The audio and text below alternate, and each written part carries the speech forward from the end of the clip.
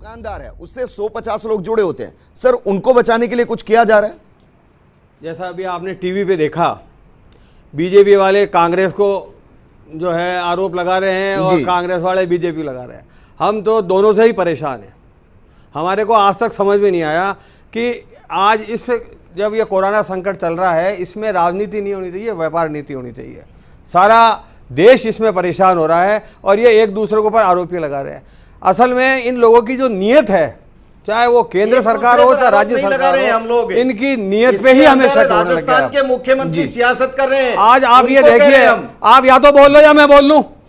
ठीक है सर, आपके टाइम तो मैं बोला नहीं था। ठीक है, ये दोनों जने ने इतना परेशान कर रखा है व्यापारियों को कि इसका हमें आज तक कोई तोड़ समझ में नहीं आया कि इन लोगों को कैसे। स्थिति में बताइए क्या हो सकता है? आप मेरी बात सुनिए, जब हम जीएसटी देते हैं तो इनका झगड़ा नहीं हो, इन दोनों को आधा आधा पैसा देते हैं। उस एक एक ग्राहक को जो बिल देते हैं, उस बिल के नीचे लिखा आता है कि 50% किनका मोदी सरकार का, 50% किनका अशोक गहलोत जी का, दोनों को बराबर का पैसा दे रहे हैं। उसके बाद में हमारी ये हालत है।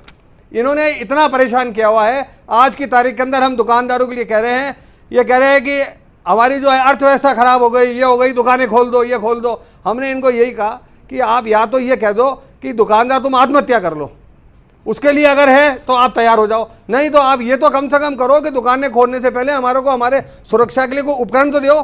आप हमें समझाओ तो सही कि भाई आप दुकान के अंदर किसी कस्टमर को लोगे तो आपको जो है उसका टेम्परेचर के लिए हम आपको टेम्परेचर गन दे रहे हैं, हम आपको मास्क देंगे, आपको जो है ग्लव्स देंगे, पीपी किट होगी। आज के 10 दिन पहले जो हम कह रहे थे कि अगर आपने गैस सप्लायर वाले को पीपी किट नहीं दी तो वो संक्रमण फैलाएगा, 10 जगह जाके गैस लगाता है और उसकी मृत्यु निश्चित है।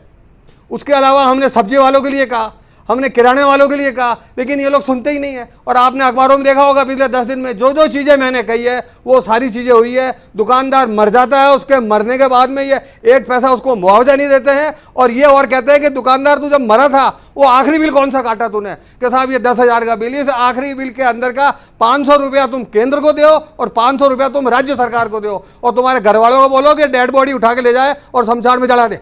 ये इन्होंने इन दुकानदारों की और हम लोगों की हालत कर रखी है। जी सर, ये तो हालत हो गई, लेकिन आज प्रोग्राम इस बात को लेकर है कि सुधारा कैसे जाए, क्या कुछ सहूलियत चाहिए?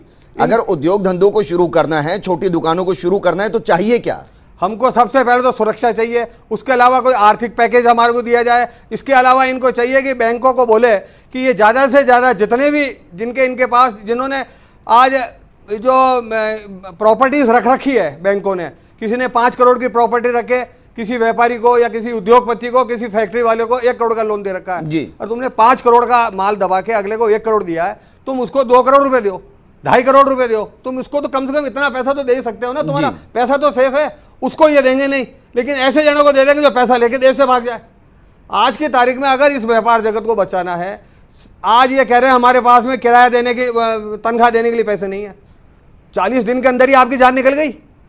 आज पिछले 60 सालों से हम पैसा दे रहे हैं, आपकी तनख्वाहें बढ़ रही है, सरकार चल रही है, गाड़ियां दौड़ रही है, सब कुछ हो रहा है। 40 दिन से बाजार बंद है और आपको टैक्स नहीं आया तो आपकी सांस फूल गई और आपने कह दिया हमारे पास देने को है ही नहीं है।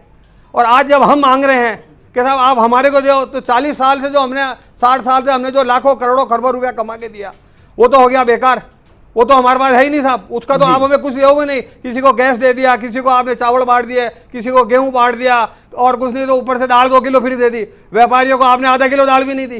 तो आप कम से कम व्यापारियों की सोचो, ताकत दिखानी होगी आप लोगों को, तो आप हमारी दुकानें बंद करवाओगे और देश में कहोगे देखो साहब सारा बाजार बंद हो गया, दुकानदारों दुकानें सारी बंद कर दो। और जो दुकानें बंद होगी उनके जो कर्मचारियों का जो तनख्वाह होगी वो हम देंगे और बंद दुकानों की फोटो छपा के ये ताकत दिखा देंगे अपनी। ये दुकानदारों को इन्होंने पता नहीं क्या। रामनारायण मीणा जी सर बखूबी समझ चुके होंगे कि क्या कुछ करना है क्या नहीं करना और दर्द क्या